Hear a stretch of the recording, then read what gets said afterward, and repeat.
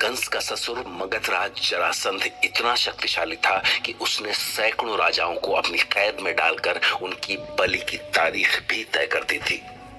तो एक बार उसने कृष्ण की बढ़ती लोकप्रियता को देखकर यवन राजा कालयवन को अपने साथ लिया और मथुरा पर धावा बोल दिया। तो मथुरा की सीमा पर इतनी बड़ी सेना देखकर श्री कृष्ण ने कालयवन से कहा कि इतने बड़े खून खराबे से अच्छा है कि हम दोनों आपस में लड़कर फैसला कर लें।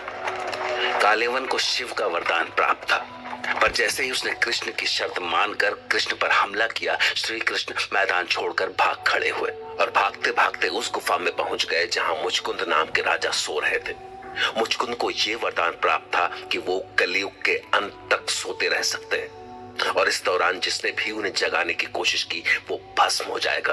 तो बस श्री कृष्ण ने सोते हुए मुचकुंद पर अपनी चादर डाली और खुद छुप गए। और फिर जब कालयवन गुफा में पहुंचा तो उसने मुचकुंद को श्री कृष्ण समझकर उन्हें जगाने की कोशिश की और पल भर में जलकर राख हो गया। और जब जरासंध ने वहां पहुंचकर कालयवन का वैसा हाल देखा तो वो गुस्से से पागल हो गया। सुन ले कृष्ण, मेरे मित्र की मृत्यु व्यर्थ नहीं जाएगी। अपनी इन्हीं भुजाओं से मसलूंगा मैं तुझे। आप मुझे तभी तो मारेंगे महाराज जरासंध जब मैं आपके हाथ आऊंगा। तो भाग, मैं भी देखता हूं कि कहां तक भागता है तू। और फिर श्री कृष्ण ऐसे भागे कि सुदूर समुद्र के किनारे जाकर रुके, जहां उन्होंने अपने सारे मथुरा वासियों को बुलाकर द्वारिका नगरी बसा ली।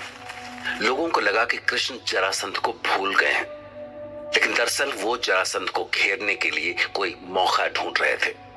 तो इधर पांडवों ने इंद्रप्रस्थ नगरी बसाकर युधिष्ठिर को राजा बनाया और राजसूय यज्ञ की योजना बनाकर श्री कृष्ण को बुलाया। आपकी जय हो महाराज युधिष्ठिर।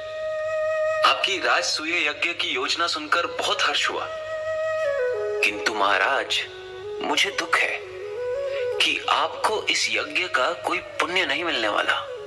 ये आप क्या कह रहे हैं श्री कृष्ण? शास्त्र तो यही कहते हैं कि इस यज्ञ से हम और हमारी प्रजा दोनों सुखी होंगे। सोचकर देखिए महाराज युधिष्ठिर कि इधर आप यज्ञ कर रहे हैं और उधर जरासंध सैकड़ों राजाओं की बलि दे रहा है। तो क्या मरने वाले उन राजाओं की आत्मा आपको धिक्कारेगी नहीं? आपकी बात सही है श्री कृष्ण, पर जब जरासंध को आप नहीं रोक सके तो हम कैसे रोक सकेंगे? ये होगा और होकर रहेगा महाराज युधिष्ठिर। आपको अपने यज्ञ का आरंभ जरासंध के वध से करना होगा और इसके लिए आप बस भीम और अर्जुन को मेरे साथ भेज दीजिए। आप तीनों उस महाबली जरासंध का वध करेंगे? यह असंभव है श्री कृष्ण। मेरी मानिए तो जिस अवसर का श्री कृष्ण इतने वर्षों से इंतजार कर रहे थे, आज मौका आने पर वो कैसे छोड़ देते। दरअसल जरासंध की महाबली सेना को हरा पाना असंभव था, पर जरासंध को मल्ल युद्ध यानी कुश्ती का बड़ा शौक था और श्री कृष्ण उसकी इस कमजोरी का फायदा उठाना चाहते थे।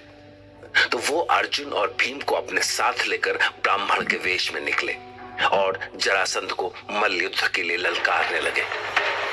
जरासंध देखते ही समझ गया कि ये तीनों ब्राह्मण नहीं हो सकते, पर उसे लगा कि कृष्ण को मारने का इससे अच्छा मौका उसे और कोई नहीं मिलेगा और वो कुश्ती के लिए तैयार हो गया और बस शुरू हो गया मल्ल युद्ध।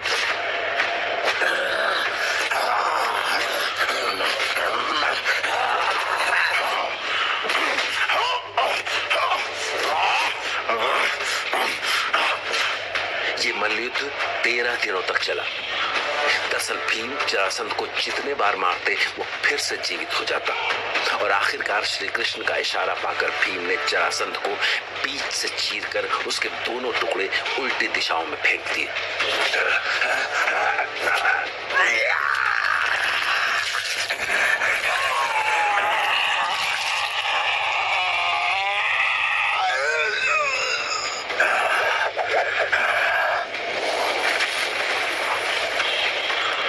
जरासंध का अंत होते ही श्री कृष्ण ने जरासंध की कैद से उन सैकड़ों राजाओं को मुक्त कराया जिनकी बलि दी जाने वाली थी और उनसे कहा कि युधिष्ठिर चक्रवर्ती पद के लिए राजसूय यज्ञ कर रहे हैं।